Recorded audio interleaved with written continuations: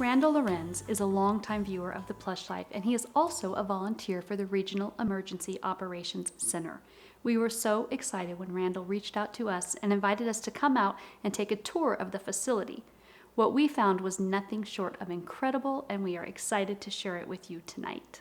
So Aaron, a lot of people have no idea what happens out here at the REOC building. So start by just kind of giving us an overview. There's this huge room behind me. What happens here? Right. This actually an outgrowth of the flooding that we had way back in 1997. And the idea is to have a venue that all the public safety officials from throughout the region can come and collaborate during an emergency to make sure we're bringing resources into the region and pushing help out to citizens and the first responders that need it. So what happens in this building when we're not in the middle of an emergency? Well, then we're either training or planning or exercising or mitigating.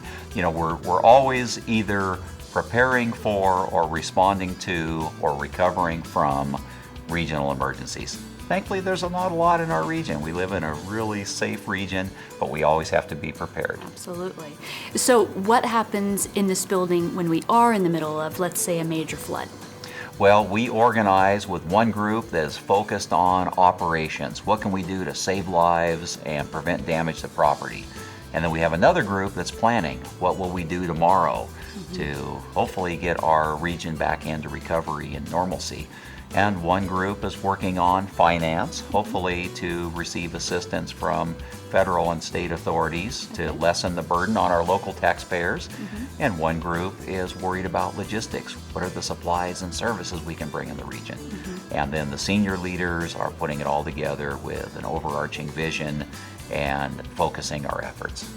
So I'm going to guess that when there's not an emergency, these private offices I see around me are being used. And when there is an emergency, this middle big room behind me fills up with all of the emergency services people. Right. The building's jointly owned by Washoe County and the City of Reno and the City of Sparks and all the regional partners. There's about 50 different agencies, everyone from the airport to RTC to our tribal nations. Everyone has a stake in the building, so we use it for meetings and preparation, and thankfully, only on occasion do we need to activate during disasters. Yeah, and that is a good thing. I'll agree with you on that. So what's the importance of the ham radio, the amateur radio portion of this? Well, we're super lucky that we have people that are willing to volunteer their time in the region. That's one of the great things about our region. And the radio amateurs are people like you and I and your viewers that take the time to earn a radio license that allows them to operate on the air. And on those occasions when we cannot use the cellular telephone or our public safety radios are down, they step in both here in the EOC, the Emergency Operations Center, and throughout our region. They even help with damage assessment. And when they're not doing that, they're like us, helping train and plan, and you might even see them at special events around the region.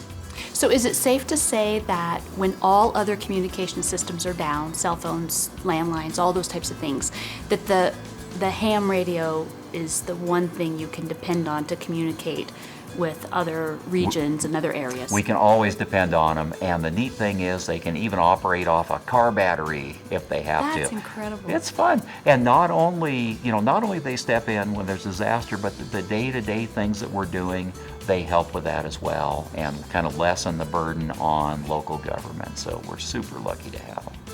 Now, I'm going to get the opportunity to go inside of Bob's office where the ham radios kind of operate in there, and he's going to explain that to us a little bit further. So I'm going to head in there now, and I'll be right back with you in a second. Sounds good.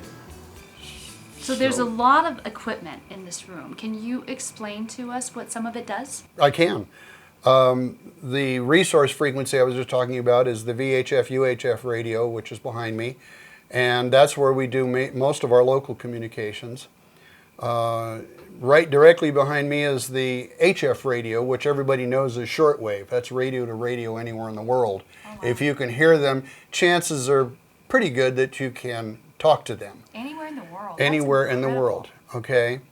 The first radio that I showed you also using radio internet linking, which you also know as voice over internet, We can talk to every major continent using a handheld radio. We've done demonstrations where we've talked to Japan, Antarctica, Alaska. Every week there's a network of people communicating on those frequencies using internet radio linking. Also, we have what's called packet communications.